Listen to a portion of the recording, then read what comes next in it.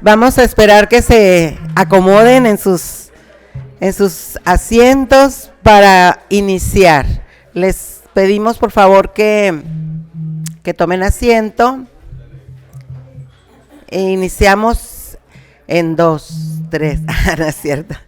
O 2, 1, acción.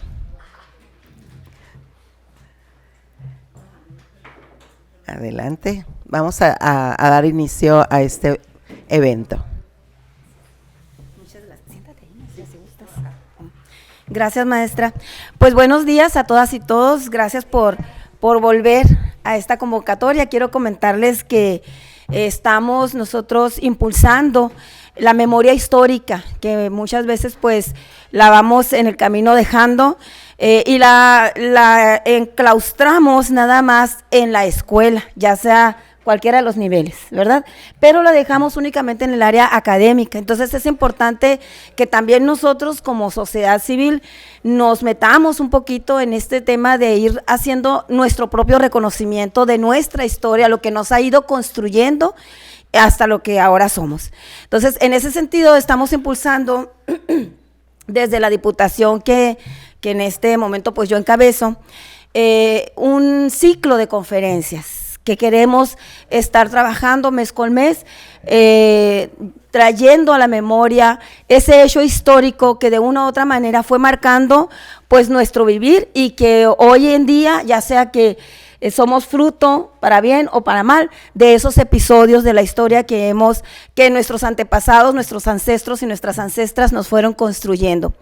En ese sentido, pues ahorita estamos ya en el segundo foro, en la segunda ronda de este círculo de la memoria histórica, círculo de conferencias de la memoria histórica, y les vamos a estar mandando mes con mes invitación para que podamos transitar en este recuerdo que pues muchas gracias aquí a los maestros, maestras, doctores en historia, los tres, nos están proporcionando.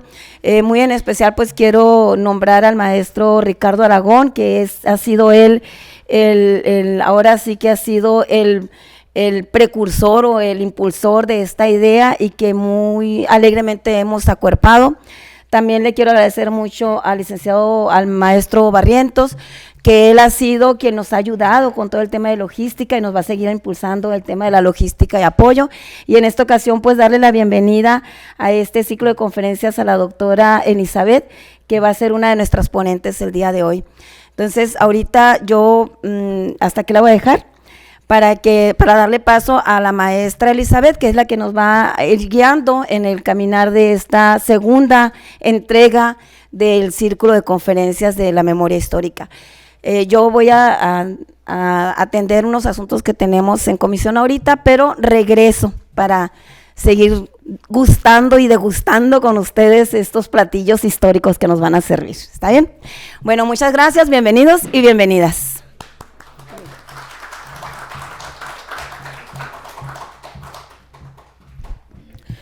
Muy buenos días a todos nuestros invitados e invitadas a esta segunda conferencia conmemorativa del 114 aniversario de la Revolución Mexicana. Vamos entonces a iniciar con la presentación de este ciclo de conferencias. Permítanme. Tenemos primero, darles la bienvenida a nuestro presidium, a la doctora Elizabeth Cejudo Ramos. Un aplauso, por favor. También al licenciado Daniel Barrientos López, que nos acompaña, y al doctor Ricardo Aragón. Ellos nos van a estar compartiendo sus conocimientos sobre estos importantes temas. El objetivo de este evento es que son organizados desde el Congreso por la diputada María Eduviges Espinosa Tapia y el equipo de docentes e investigadores que hoy nos convocan. Tiene el objetivo de reflexionar sobre los principales sucesos de la historia de nuestro México, los personajes que intervinieron y los acontecimientos que nos han precedido, su relevancia y trascendencia que permite que seamos hoy en día la actual nación que vivimos. Los ciclos de la memoria histórica. La memoria colectiva de una sociedad es el resultado de una confrontación entre las memorias sociales particulares que existen en ella. Cada memoria tiene sus ciclos, fases y evolución. La memoria histórica es el esfuerzo consciente de los grupos humanos por conocer, explicar y valorar los sucesos que conformaron su historia. Y para esto vamos a tener la presentación de nuestra primera ponente, la doctora Elizabeth Cejudo Ramos. Ella, les voy a platicar un poquito, sobre su currículum. Es doctora en Historia por la UNAM. Elizabeth Cejudo Ramos es una historiadora mexicana. Forma parte del Sistema Nacional de Investigadores e Investigadoras Nivel 1. Entre sus publicaciones más recientes se encuentran El gobierno no puede más que Dios, Género, Ciudadanía y Conflicto, Iglesia-Estado en el Sonora Postrevolucionario Unison 2021 e Historia de las Mujeres y de Género en México, Espacios y Experiencias Diversas, que coordinó junto a Margarita Vázquez en el Colegio Mexiquense en el 2023. En 2022 recibió la presea al poderío de las mujeres sonorenses por investigación histórica otorgada por el Congreso del Estado de Sonora. Demos un aplauso a la doctora Elizabeth Cejudo. Adelante. Todo alto, pero bueno, sí va. Soy chapa.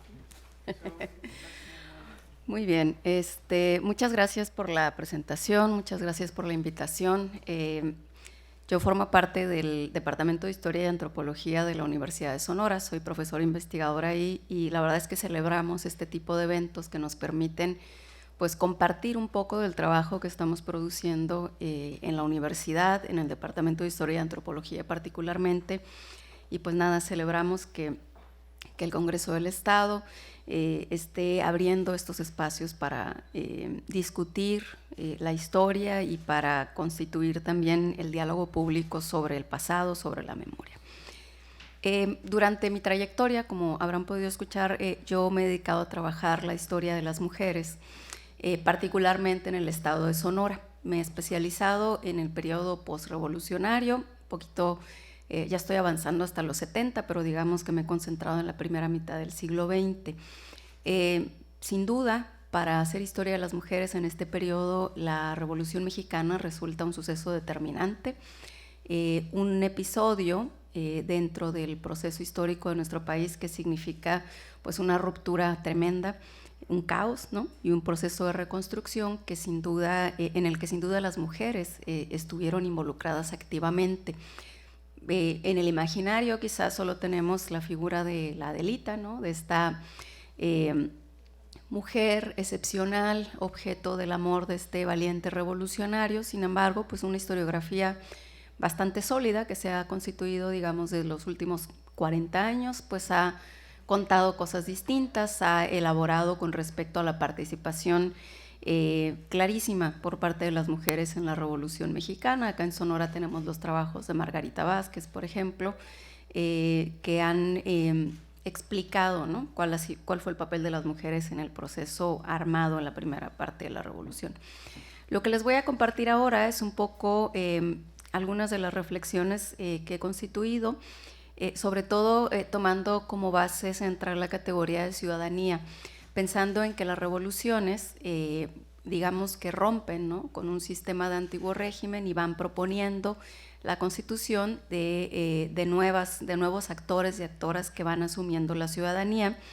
Y en este asunto de que la revolución, digamos, otorga cosas, da cosas, también niega otras, ¿no? Y a las mujeres la revolución les dio, les quitó, les negó, negoció y también fue sin querer queriendo, como dicen, un proceso que catapultó de manera clarísima la participación femenina en los siguientes años. Voy a dar lectura para que no me coma el tiempo. De acuerdo con la historiadora John Scott, Cuando los artífices de la Revolución Francesa anunciaron la Declaración de los Derechos del Hombre y el Ciudadano en 1789, tenían conciencia de los riesgos que implicaba un pronunciamiento tan universalista, y si bien el discurso fue útil para configurar con respaldo del ánimo popular una constitución que significó la transición del antiguo régimen a un gobierno basado en la soberanía del pueblo y el orden natural de las cosas, también generó ruido cuando dicha estructura legal no incluyó en la ciudadanía a ciertos actores: esclavos, hombres de color libres y mujeres. Con respecto al sector femenino, eventualmente se discutieron e implementaron consideraciones referentes al matrimonio, divorcio y propiedad. Es así que se reconocía a las mujeres como agentes civiles, pero se les excluía de manera explícita de la arena política. En dicha condición, apunta Scott, se reconoce el origen del feminismo.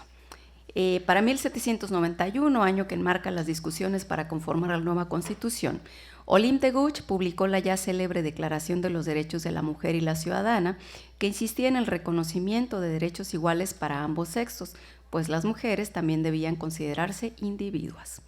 La ampliación de la categoría de ciudadano a sectores sociales excluidos de su ejercicio constituía uno de los ejes movilizadores de las revoluciones liberales del siglo XIX y en los procesos de transformación democrática de los principales países europeos. La aportación de Gouges no fue la única afirmación feminista en este contexto. Sin embargo, su corta trayectoria se convirtió en un pilar para sostener las diferentes movilizaciones en la búsqueda por la ampliación de ciudadanía hacia las mujeres, que se extendió por décadas, encontrando su auge en el cambio de siglo con la crisis que significó la Gran Guerra y las movilizaciones sufragistas que se extendieron rápidamente por Occidente, pugnando por el reconocimiento de la ciudadanía plena de las mujeres y su urgente intervención en la vida pública. Justo en este contexto del cambio de siglo explota la Revolución Mexicana. Iniciada en noviembre de 1910, la lucha armada en sus diferentes etapas supuso un trastocamiento en el orden político, social y cultural del país. Como en las otras revoluciones, el caos en la lucha armada y el proceso de reconstrucción de gobiernos posteriores requería un esfuerzo en donde cabían todas las manos, incluso las femeninas. Y aunque las mujeres participaron activa y consistentemente en el proceso, no se reconoció su ciudadanía plena en la Constitución emanada de la lucha revolucionaria. Este nuevo régimen construyó nuevos ciudadanos, sin embargo, mantuvo a dos sectores en la minoría de edad, a los indígenas y a las mujeres. A pesar de que se registraron peticiones para el reconocimiento del voto femenino en México en el Congreso Constituyente, la Constitución de 17 no reconoció la ciudadanía plena de las mujeres a partir del siguiente argumento, y cito a Tuñón: en el estado en que se encuentra nuestra sociedad, la actividad de la mujer no ha salido del círculo del hogar doméstico, ni sus intereses se han desvinculado de los miembros masculinos de la familia. No ha llegado entre nosotros a romperse la unidad de la familia, como llega a suceder con el avance de la civilización. Las mujeres no sienten, pues, la necesidad de participar en los asuntos públicos, como lo demuestra la falta de todo movimiento colectivo en este sentido. Además de la citada falta de interés observada por los integrantes del constituyente, se refirió a una supuesta incapacidad y falta de educación para ser electoras. A ello se le sumaba el temor de que el voto femenino fuera dirigido por el clero, lo cual se entiende lógico en el contexto de la primera ola anticlerical emanada de la Revolución Mexicana. A pesar de la restricción en la arena pública, la Carta Magna sí reconoció algunos derechos para las mujeres mexicanas, como la igualdad de salario, la posibilidad de ocupar cargos públicos, asociarse con fines políticos, el derecho de petición y aún el de tomar armas en defensa de la República. Sumado a lo anterior, debe señalarse la promulgación de la Ley de Divorcio en 1914 y la Ley de Relaciones Familiares proclamada en 17. Si bien es cierto, de acuerdo a Olcott, la Revolución Mexicana se ha considerado un evento patriarcal y la agenda de los hombres revolucionarios no consideraba el trastocamiento de los roles de género, un movimiento emergente de mujeres mexicanas capitalizó el contexto de oportunidad política que representó la lucha armada y la configuración del Estado-nación postrevolucionario para pugnar por la ampliación de ciudadanía y el reconocimiento de derechos para el sector femenino. Los años posteriores a la instauración de la Constitución de 17 fueron marco de grandes avances en el proceso organizativo de las mujeres mexicanas, que se expresó con mayor fuerza durante la década de 1930 con la creación del Frente Único Pro Derechos de la Mujer, organización que aglutinaba diferentes sectores e ideologías políticas, cuyo objetivo era, cito, pelear por los beneficios inmediatos como molinos motorizados de Nixtamal y la reforma agraria, así como objetivos políticos a largo plazo como el sufragio y el combate al fascismo. Justamente en el tema del sufragio femenino tomó gran fuerza a mediados de la década, en buena medida gracias al espaldarazo público del presidente Lázaro Cárdenas al movimiento amplio de mujeres. Además del apoyo expresado a la iniciativa, el mandatario resolvió abrir los plebiscitos internos de su partido al sector femenino, de tal manera que las mujeres podían votar para decidir quiénes serían los candidatos del Partido Nacional Revolucionario.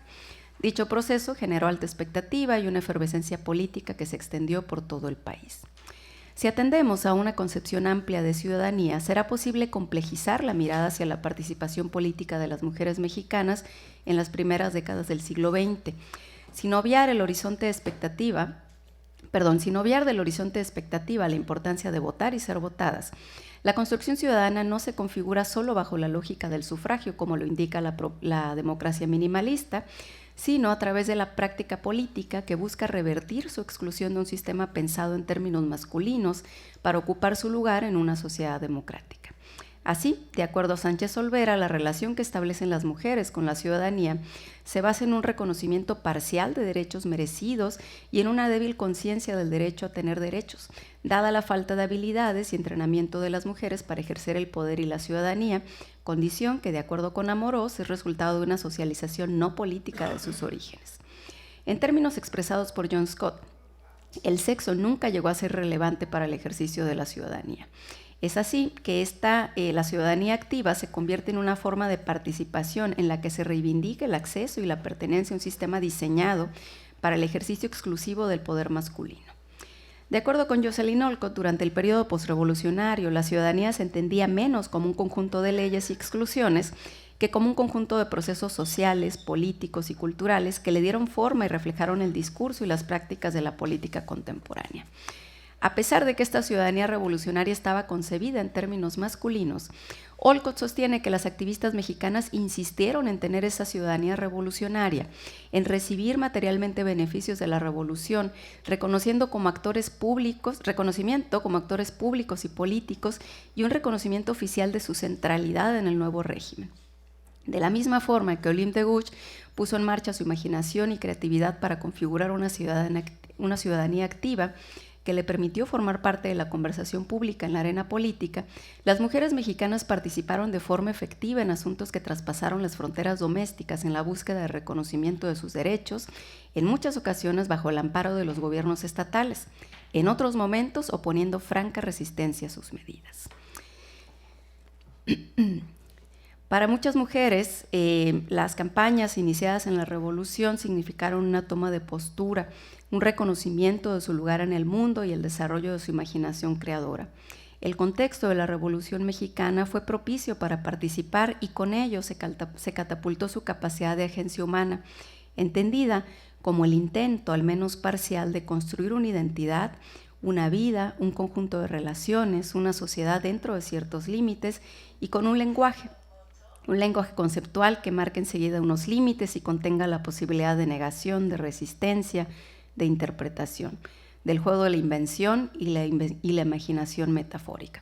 Todo ello concebido y producido por las mujeres que participaron y construyeron la Revolución Mexicana. Gracias.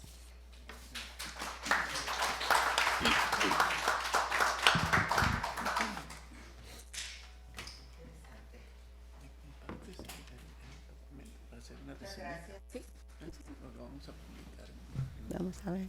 Bueno, ya. Muchas gracias, maestra Elizabeth Cejudo Ramos. Vamos ahora a darle el micrófono para la presentación de nuestro segundo ponente, el licenciado Daniel Barrientos López. Él nos va a dar una charla sobre la Constitución de 1917, un proyecto revolucionario por construir. El maestro Daniel Barrientos López es nacido en el Fuerte, Sinaloa, residente en Hermosillo desde 1973. Estudios profesionales, ya es más sonorense que sinaloense, maestro, de licenciatura en Sociología en el Departamento de Sociología y Administración Pública de la Unison, licenciado en Historia en el Departamento de Antropología e Historia de la Unison, licenciado en Derecho en el Departamento de Derecho de la Unison, maestría en Derecho Penal Acusatorio del Departamento de Posgrado en Derecho de la Unison. Actualmente abogado litigante y miembro activo de la Asociación Nacional de Abogados Democráticos. Él también es asesor jurídico y abogado sindicalista, empleado universitario en la Unison. Demos un aplauso al maestro.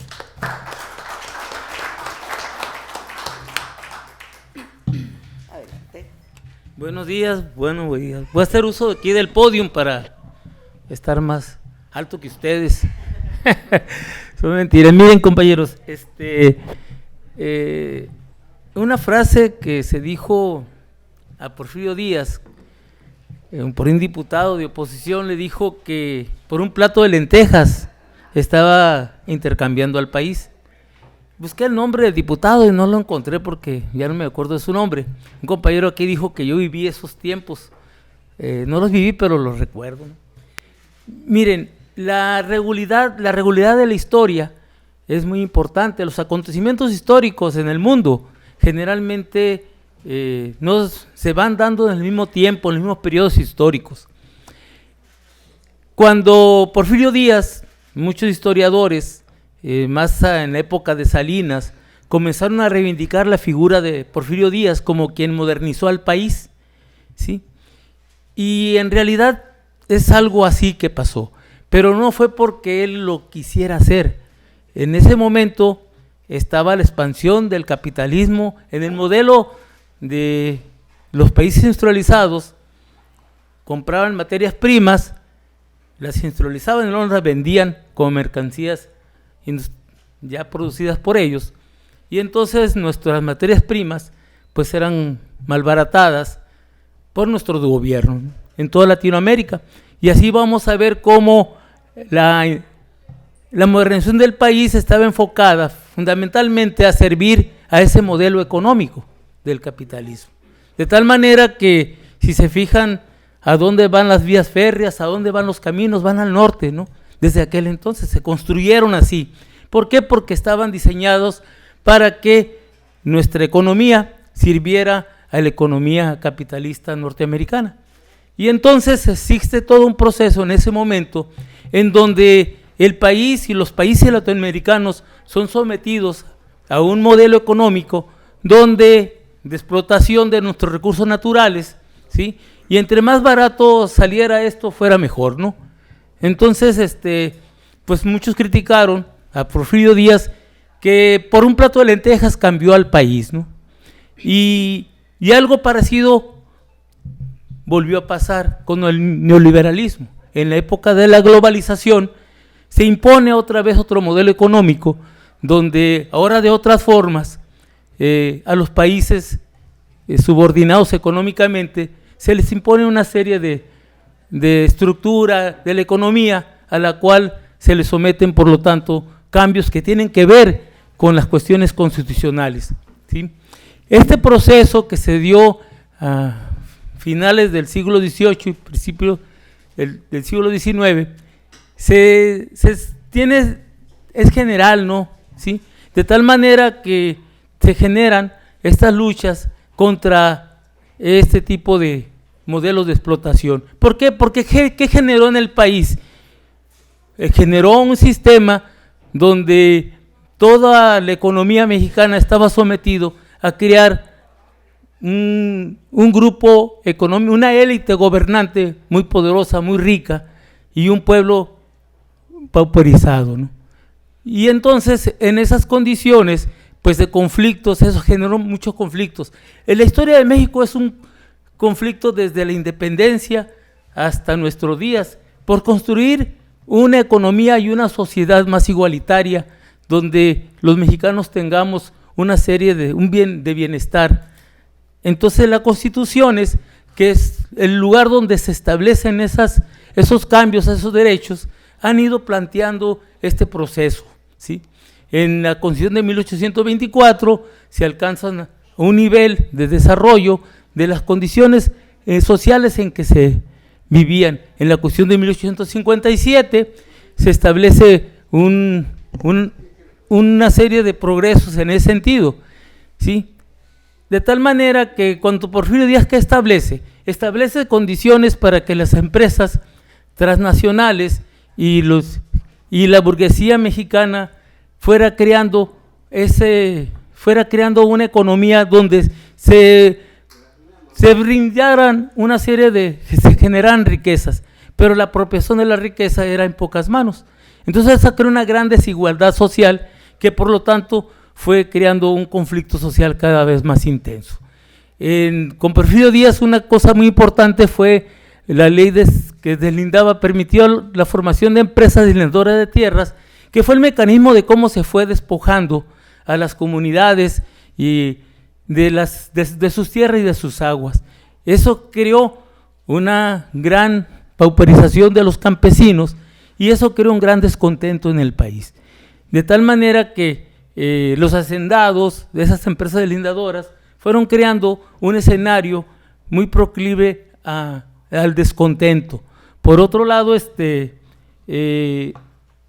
una serie de medidas de este tipo que fue planteando una situación donde jurídicamente los pueblos no tenían defensa para defender sus tierras, sus aguas, sus derechos. La justicia, otro elemento muy importante, pues para que los pueblos no pudieran defender sus derechos, el sistema de justicia pues estaba en manos de estas gentes poderosas, de tal manera que cualquier procedimiento de defensa jurídica de sus tierras y sus derechos prácticamente iban al vacío, ¿no? Y entonces esto fue desarrollando un proceso muy importante, ¿no? Entonces, el desarrollo de grandes latifundios, de las empresas deslindadoras, los pueblos, los derechos de los pueblos, y esto fue creando también una amalgama. En el norte de México no existía esa tradición de los pueblos indígenas, de las comunidades. Aquí se fue desarrollando otro modelo de rancheros, de ganaderos, ¿sí?, que también sufrían esta situación, ¿no? Por eso, cuando se establece la Revolución Mexicana, cuando se desarrolla este proceso, hay una amalgama de fuerzas sociales muy heterogénea, ¿sí? Y esto se ve en los contenidos que va a tener la revolución y en los conflictos que se van a desarrollar.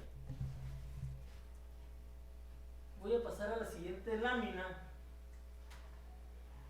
Es más o menos una guía de las cosas, ¿no?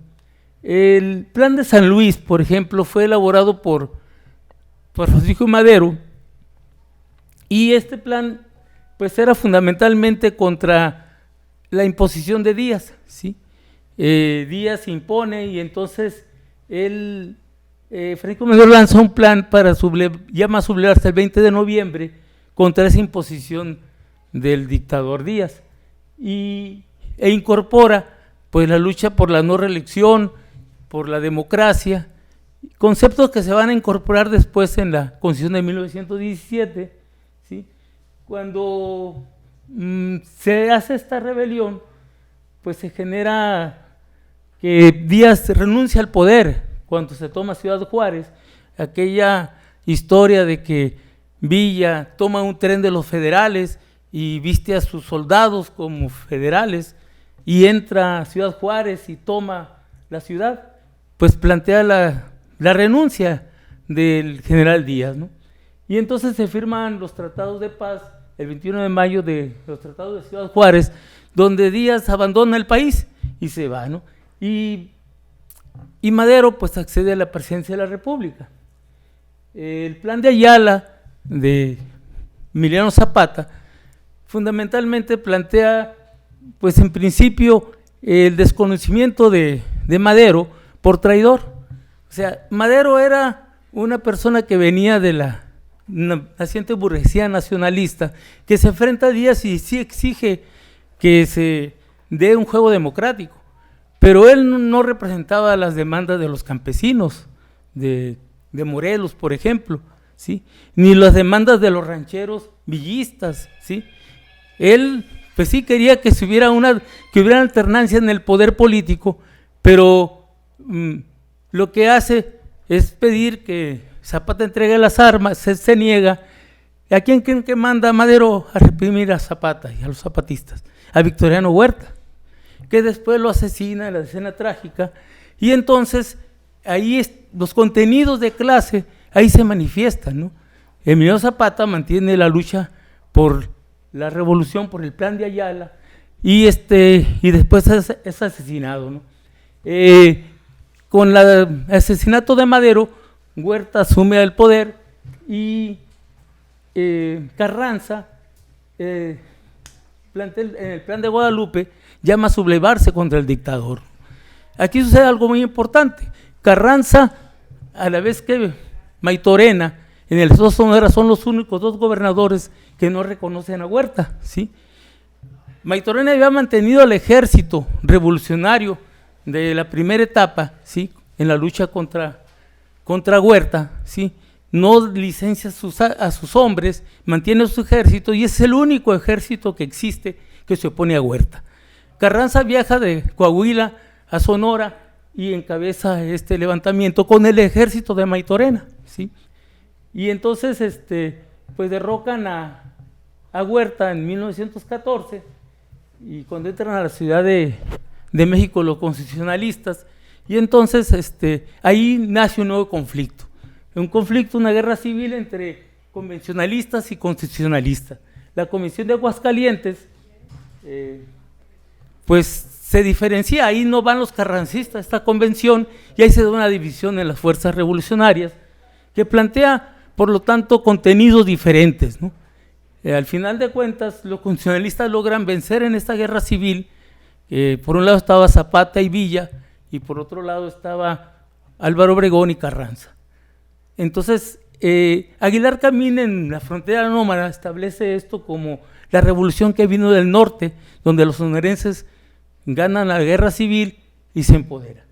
A partir de ahí, pues comienza un periodo diferente, ya con una fuerza política que hegemoniza al país, ¿no?, que son estos triunfadores de la revolución, y comienza la tarea de construir un país basado en la Constitución que se estableció en 1917.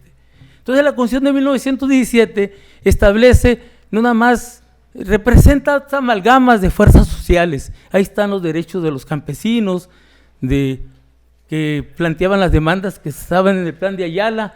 Están también todas las fuerzas sociales que plantearon la lucha ahí, las demandas del plan de San Luis, del plan de Ayala, ahí se incorporaron. Entonces, la Constitución es un proyecto multiclasista de la nación, donde están toda esa gama de derechos.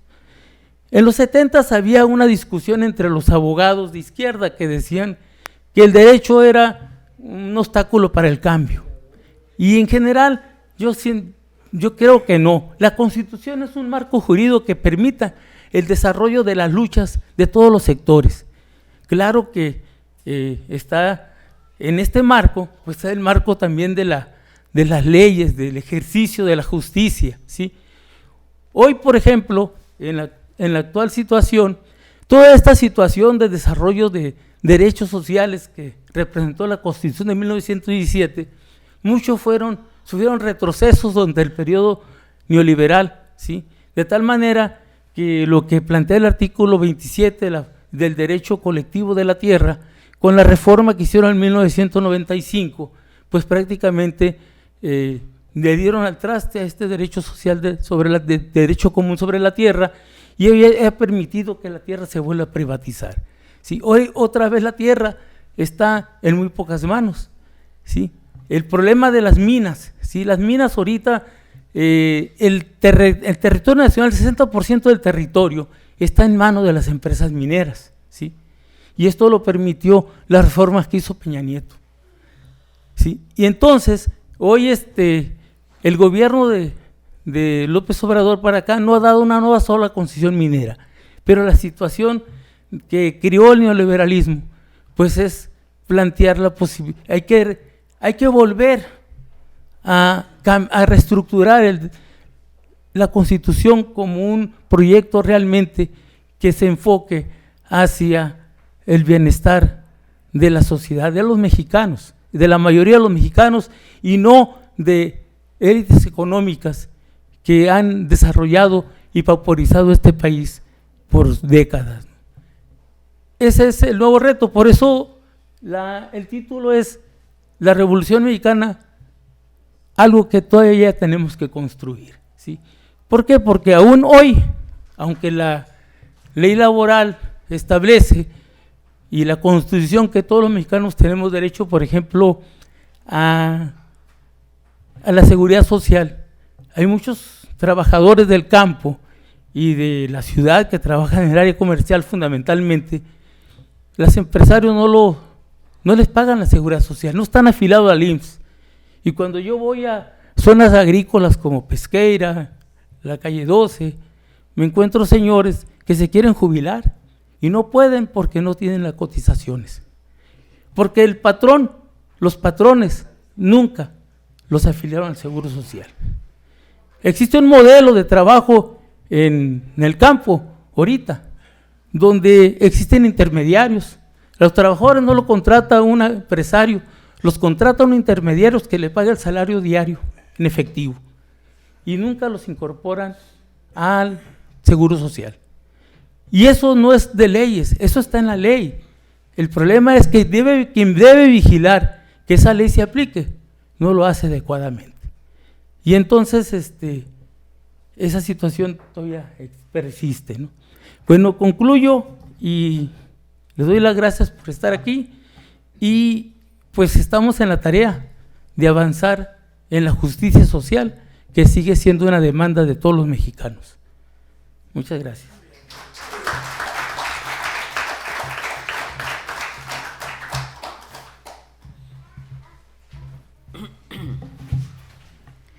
Excelente, muchas gracias, maestro Daniel. Siempre nos comparte interesantes datos. Por eso es tan importante acudir a estos foros. Por eso es importante que participemos, que conozcamos las raíces de nuestros derechos, las raíces de estas situaciones sociales que estamos permitiendo que se den. Vamos entonces, en esta ocasión, a darle la palabra a nuestro siguiente ponente. Él es el doctor Ricardo Aragón y no encuentro, yo creo que se llevó mis papeles, maestro.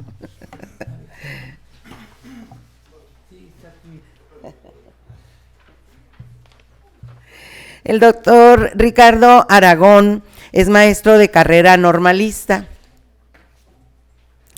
Es licenciado y maestro en Historia, doctor en Ciencias de la Educación con especialidad en estudios histórico-educativos, autor y coordinador de la trilogía Historia de la Educación en Sonora. También es autor del libro Morir Enseñando, una historia de maestros. Y nos va a dar la conferencia, ha dado conferencias, varias conferencias en congresos, simposios, coloquios y conversatorios. Vamos a escuchar lo que el maestro nos va a compartir sobre estas interesantes reseñas históricas. Adelante, maestro. Muy bien, gracias. Hace 114 años la sociedad sonorense no estaba como hoy estamos en una especie de regazo, ¿no? Tranquilo, ¿no? Por estas horas del 20 de noviembre de hace 114 años, había una convulsión social.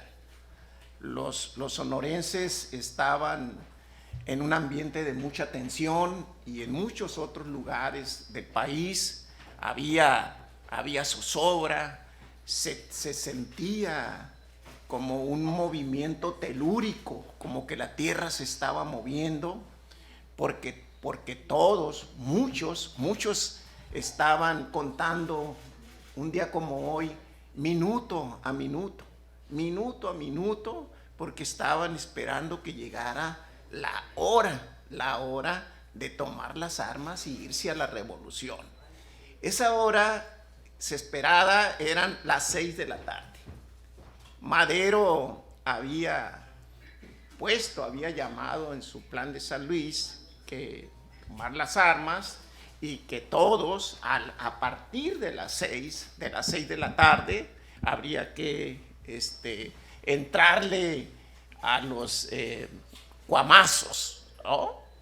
Por eso las horas previas la tensión era fuerte, los grupos, las fuerzas policíacas no calentaban silla, buscando, husmeando por todos lados, tratando de frustrar el movimiento armado que se esperaba que para las 6 estallara.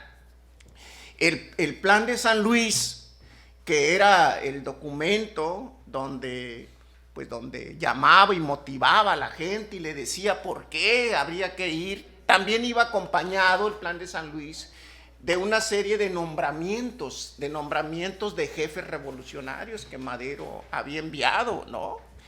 Y entonces también había un movimiento soterrado, muy soterrado por debajo, donde mujeres, hombres, intelectuales, maestros, pues andaban por debajo, por el subsuelo, llegando a las casas, tocando para entregarles el plan de San Luis y el nombramiento que estaba nombrando a algunos jefes. Tenía que ser así porque por correo ya no era posible. Además el correo estaba confiscado.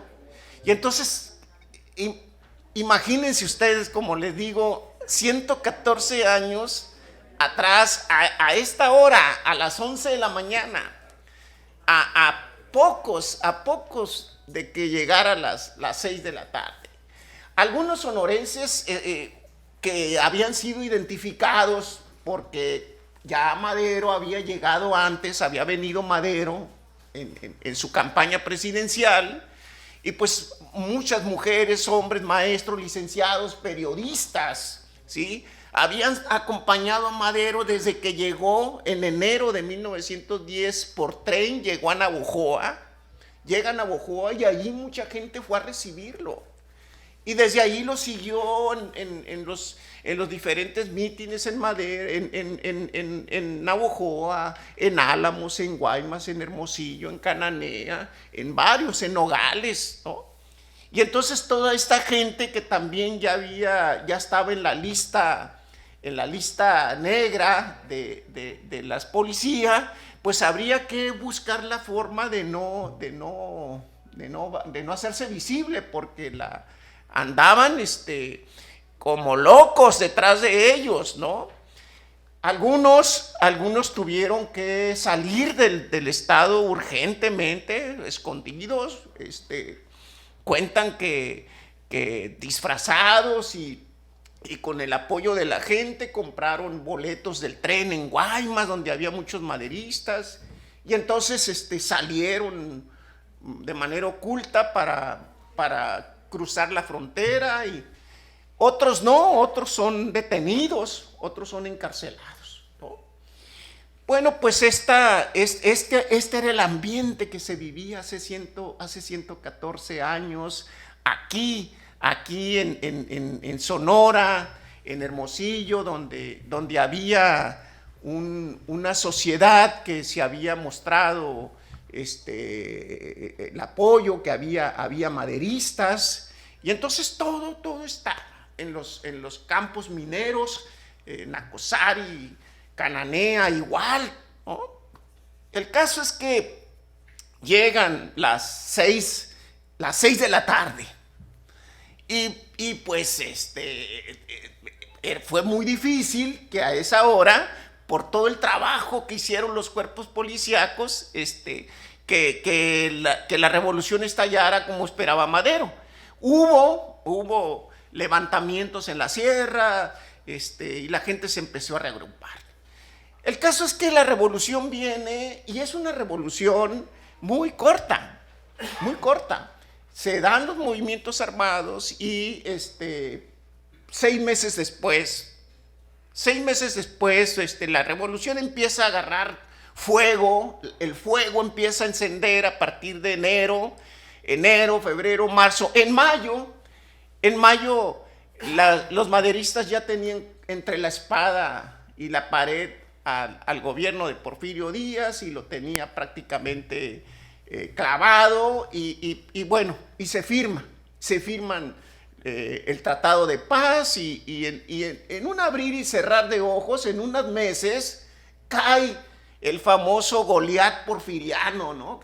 Más de 30 años gobernando, invencible, pues en unos meses, cuando el pueblo llegó al límite de la indignación, cuando el pueblo llegó al límite del hartazgo y dijo, bastaron 6 meses para derrocar a este disque invencible gobierno dictatorial de Porfirio Díaz, más de 30 años ultrajando y maltratando, y etcétera, ¿no? Bien, yo les voy a hablar así de algunas cosas que le llamo las reformas sociales. Hoy muy de moda las reformas sociales, que son la marca y el sello más importante de nuestro gobierno, de la Cuarta Transformación. Las reformas sociales, que es el gran impulso que dio Andrés Manuel, que son para apoyar a la gente, como decía él, muy bien decía, para apoyar primero a los pobres, para que sus condiciones de vida mejoren, y que hoy continúan. Bueno, yo les voy a hablar precisamente de las reformas sociales, de estas reformas que tardaron casi 114 años para que, hasta que Andrés Manuel llegara, pudieran recuperarse, pudieran restituirse, pero que ya antes del gobierno de Andrés Manuel, ya los jefes revolucionarios tenían un sentimiento muy parecido a Andrés Manuel, y tenían un sentimiento y una gran vocación por la justicia social y por una política de apoyo hacia los que menos tienen. De esas reformas sociales quiero hablarles, voy a hablarles de algunas de ellas, y solamente les voy a anunciar, no voy a detenerme por el tiempo, pero yo quiero decirles que le decía que luego que triunfa la revolución, vinieron las elecciones en el estado de Sonora. Obviamente la moral de los jefes maderistas era muy alto. El jefe máximo se llamaba José María Maytorena, un porteño de Abolenco, de Guaymas. Entonces él fue el representante, el máximo, al que Madero le confió la dirección de la revolución. Y entonces vienen las elecciones, y naturalmente, así como Madero gana con mucho, también Maytorena gana con mucho aquí. El primer gobernador maderista, José María Maytorena, gana con mucho. El septiembre de 1911, unos 6 meses después del triunfo de la revolución, llegan los dirigentes, llegan al gobierno. La revolución se hace gobierno. Dos reformas sociales que toma en cuanto toman posesión. Una de ellas es pensar en los niños pobres. Los niños pobres, que decía Maytorena, que por su condición de pobreza vivían en la plena ignorancia, y que la ignorancia había sido la clave del gobierno porfirista para mantenernos en la condición de indignidad en que los tuvo por muchos años.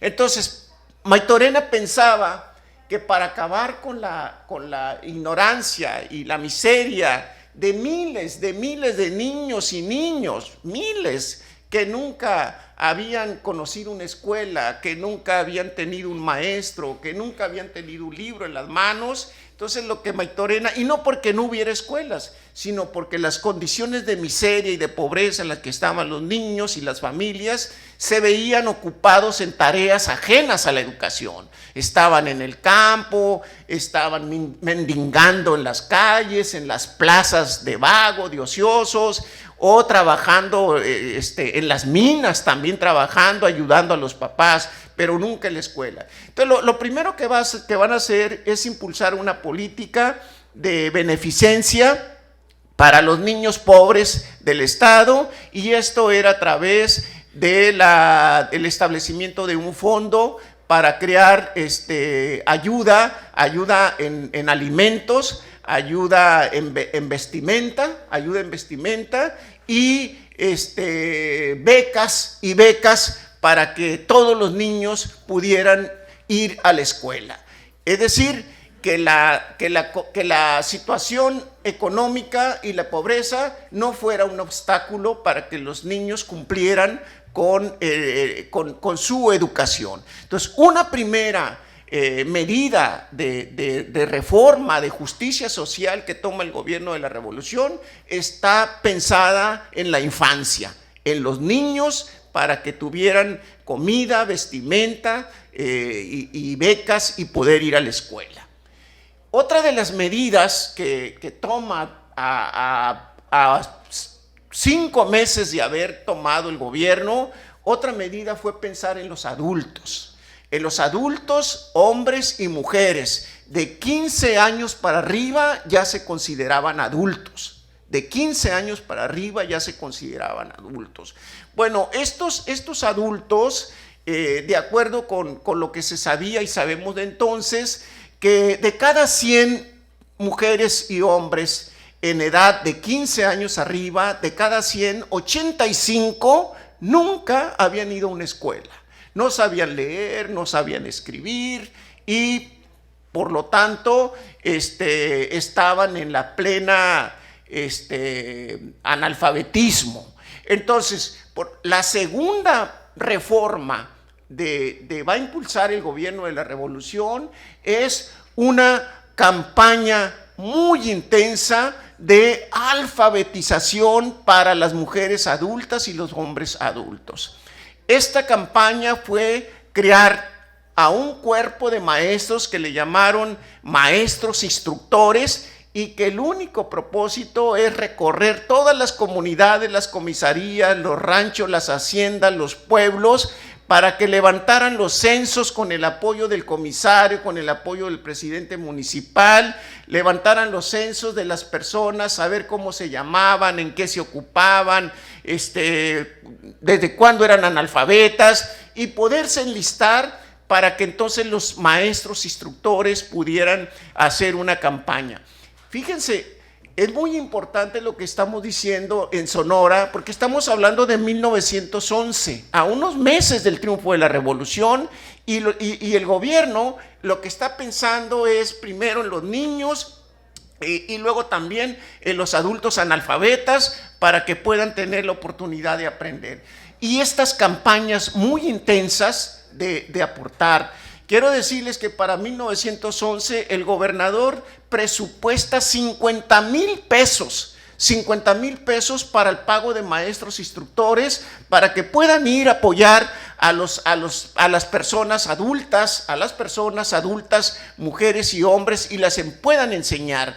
A 50,000 pesos en 1911, a unos meses de la salida de la Revolución, era un dineral, porque las arcas no tenían dinero, no había de dónde echar mano, pero había este compromiso de sacar 50,000 pesos para pagar a los maestros, por cada maestro, por cada mujer o varón que presentaba ante los exámenes públicos que habían aprendido a contar, que habían aprendido a leer, que habían aprendido a escribir, a dividir, a multiplicar. Cada maestro ganaba por cada uno 10 pesos, 10 pesos por cada uno, y así se fueron obrando. Entonces yo me quedo con esas dos primeras medidas, porque las medidas más que van a venir así como un tsunami tsunami, más fuertes, más agresivas, más radicales las reformas sociales van a venir posteriormente con los gobiernos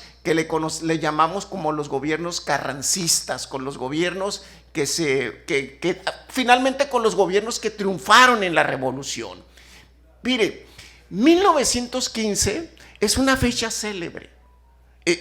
Vale la pena que todos los sonorenses tengamos presente la fecha de 1915, porque es ese 1915 cuando el gobernador carrancista Plutarco Elías Calles comunica al pueblo de Sonora de manera amplia, comunica un programa en donde condensa una serie de ideas, de anhelos, de contenidos que no buscaban otra cosa más que fomentar reformas sociales, programas de justicia a la sociedad.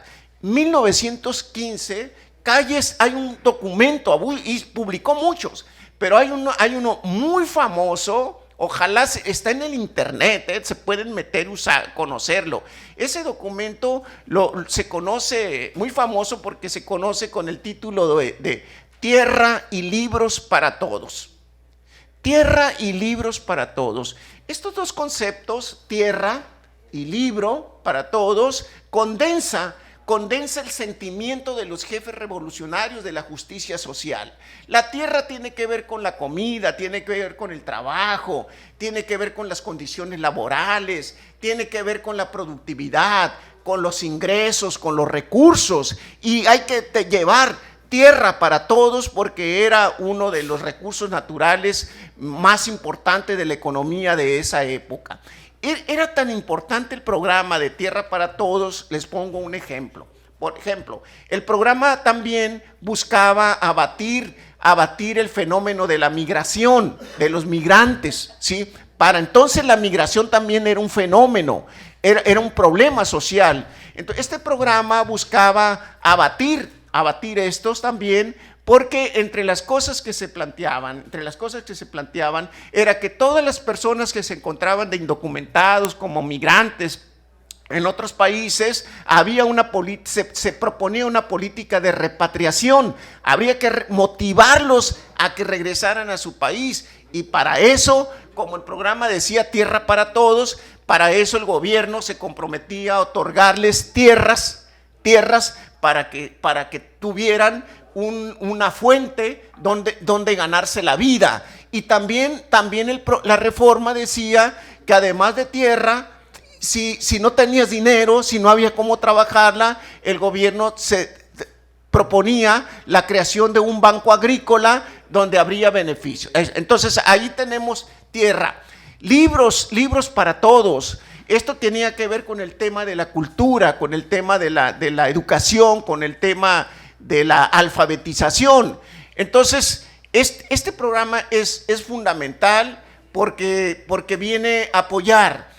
En el caso, por ejemplo, de Libros para Todos, Calles, por ejemplo, una de sus reformas sociales, le voy a poner 3 ejemplos. Uno de ellos fue la creación de bibliotecas o gabinetes de lectura en todos los pueblos y todas las cabeceras de lectura, en todas las cabeceras municipales. Calles pensaba que en todos los pueblos debía haber una biblioteca y que todas las personas debían tener la oportunidad de tener acceso a la cultura del libro, y para eso también obligaba a los ayuntamientos para que dentro de sus presupuestos tuvieran partidas que ayudaran a la creación de estas bibliotecas. Calles también creó una política de becas. Es muy importante lo de las becas, que hoy son una de los programas muy importantes de nuestro gobierno de la Cuarta Transformación, las becas universales. Calles hace 109 años ya las había impulsado.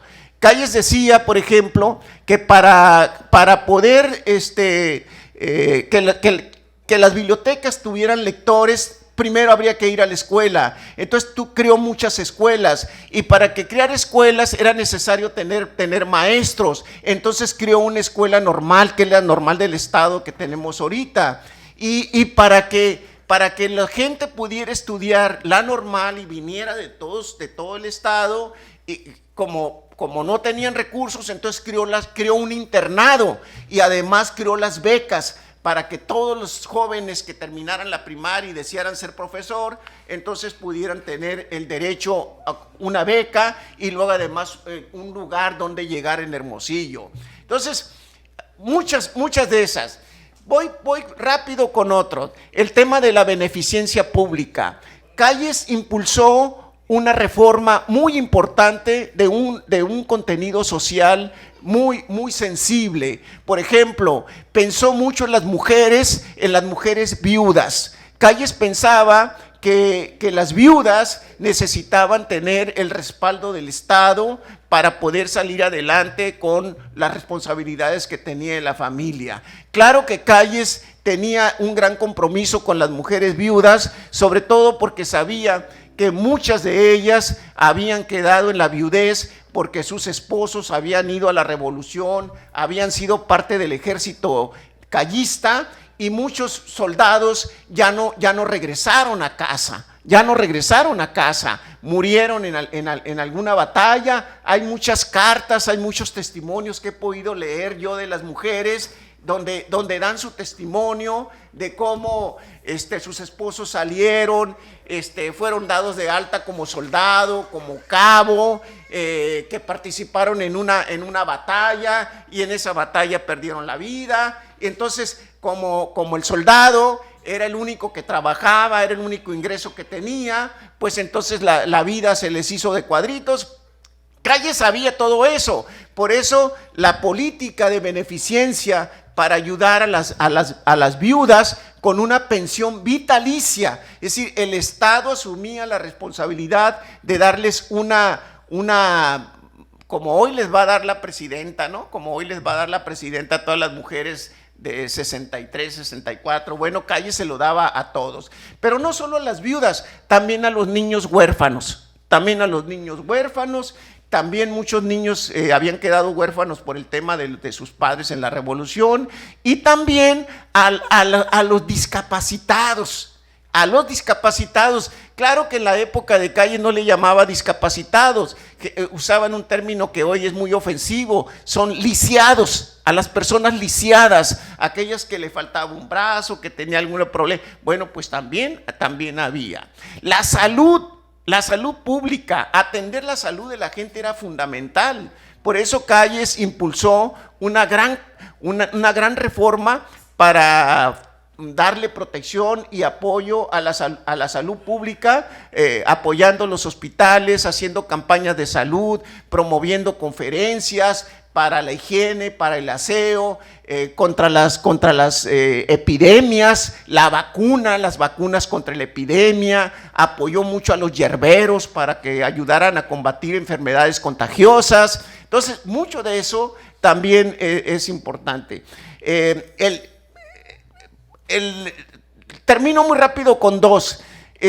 Una medida muy importante que Calles se le adelantó muchos años al general Plutarco a Lázaro Cárdenas. Acuérdense que Cárdenas creó la famosa escuela artículo 123, las escuelas artículos. En algunos países todavía existen las escuelas artículos. En Empalme, yo soy de ahí, la escuela artículo es muy famosa, fueron creadas por Cárdenas, pero que eran escuelas que puso el ferrocarril. Bueno, pues Calles hace más de un siglo ya las impulsó en Sonora, porque él expidió varios decretos que obligaba a los propietarios de las minas, de los ferrocarriles, de las haciendas, de los ranchos, etcétera, etcétera, para que pusieran escuelas con sus propios recursos para los niños de las familias que trabajaban en los lugares donde ellos eran propiedad. Pero no solo los niños, los dueños de rancheros, hacendados, mineros debían poner escuelas, sino además también los obligó a poner escuelas nocturnas para que todos los trabajadores y las mujeres tuvieran la oportunidad también de hacer su educación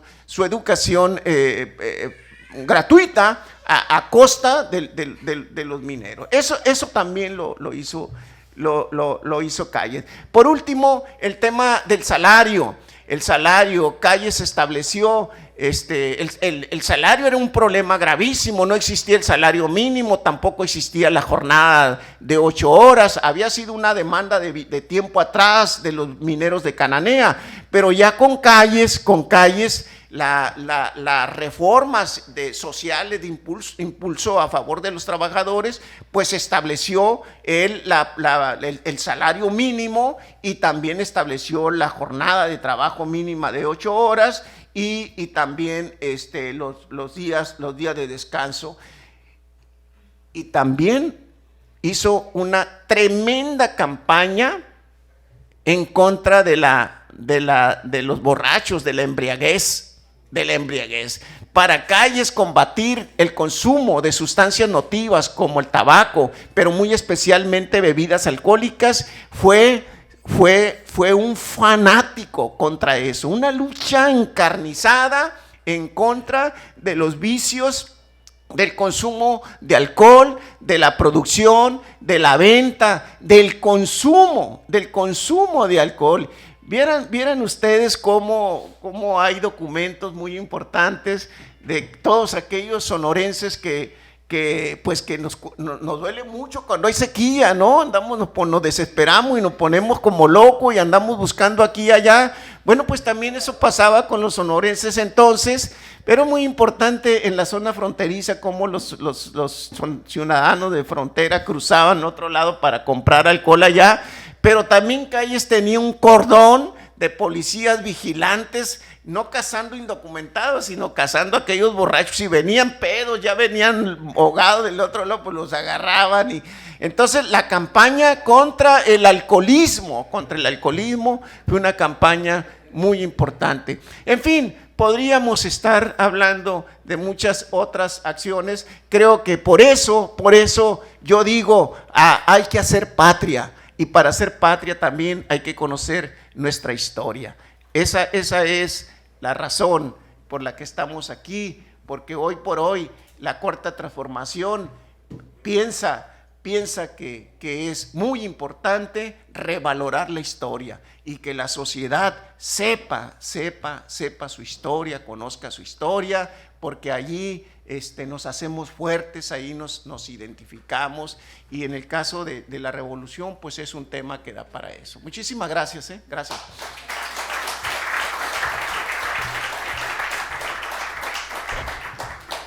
Muchísimas gracias, excelente los tres ponentes de lujo que tuvimos el día de hoy. A ver, ¿cuándo habían pasado un 20 de noviembre con toda esta información tan importante para todos nosotros? Que se me enchina la piel así, de pensar todas esas actuaciones, todas esas participaciones de hombres y mujeres que ahora sí que hicieron posible que estemos en estos momentos disfrutando de todos esos derechos, ¿verdad?, que tenemos plasmados en nuestra Carta Magna, en nuestra Constitución. Y bueno, vamos a pasar a la parte de los reconocimientos a nuestros ponentes, y le voy a pedir a nuestra diputada Vicky Espinosa que, a nombre de ella, de la invitación que hizo esta convocatoria tan importante y de la agrupación social B por Hermosillo, les otorguemos un reconocimiento por su valiosa participación en la segunda conferencia del 114 aniversario de la Revolución. Su presencia y aportaciones, maestros, han sido fundamentales para el éxito de este evento, en el que se ha reflexionado sobre nuestro legado histórico de la Revolución y su impacto en la construcción de nuestra sociedad. Muchas gracias, y de nuevo les pido a nuestros invitados que les den a los tres un fuerte aplauso.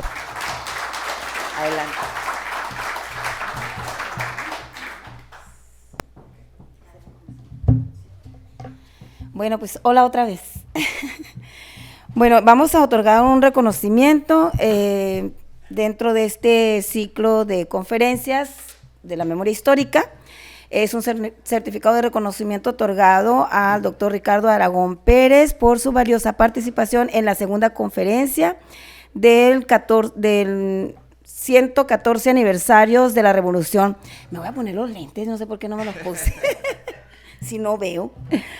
Dice, reconocimiento otorgado al doctor Ricardo Aragón Pérez por su valiosa participación en la segunda conferencia de los 114 aniversarios de la Revolución. Su presencia y aportación han sido fundamentales para el éxito de este evento, en el que se ha reflexionado sobre el legado histórico de la Revolución y su impacto en la construcción de nuestra sociedad. Felicidades, maestro.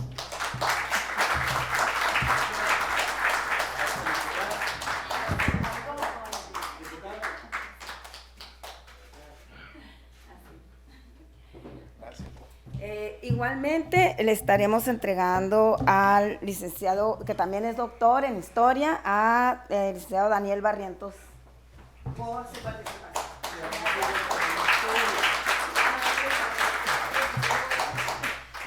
Y de manera especial el reconocimiento a nuestra querida doctora Elizabeth Cejudo Ramírez, haciendo una anotación de que ella fue pues acreedora al poderío, a la presea del poderío, ¿verdad? ¿En qué año fue, maestra, doctora?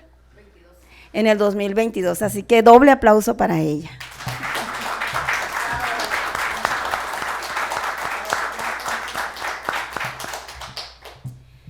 Bueno, y de esta manera se fijan, o sea, el nivel que tenemos, ¿no?, aquí de nuestros exponentes. Pues muchas gracias por estar este día hoy con nosotros y nosotras. Vamos a tomarnos ahorita la foto del recuerdo. Esta es la segunda de este círculo de conferencias que vamos a estar dando de manera sistemática mes con mes y que esperamos pues contar con su valiosa presencia el próximo mes, que es diciembre ya, ¿verdad? Un comentario. En diciembre no se llora, pero sí se recuerda la historia. Mande. Si no estamos en tiempo, por si tienen algún comentario.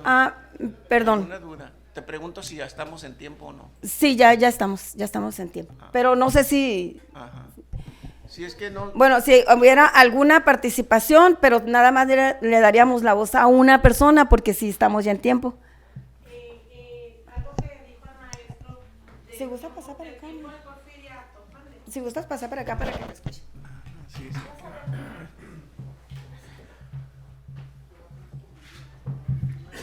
Buenos días. El maestro Ricardo Aragón dijo algo que a mí me llamó mucho la atención sobre el porfiriato de los niños que estaban en edad de asistir a la escuela.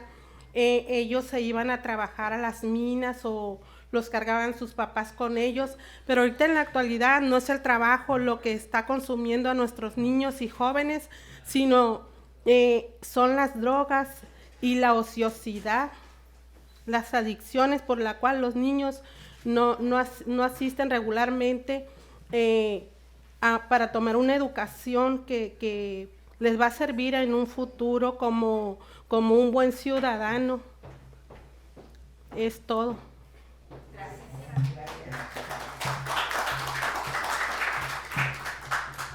Muy bien, pues gracias por la participación. Entonces, si nuestros ponentes nos hacen el favor de pasar para acá, para enfrente y podernos tomar la fotografía, nos vamos a poner de pie, invitados e invitadas. Muchas gracias.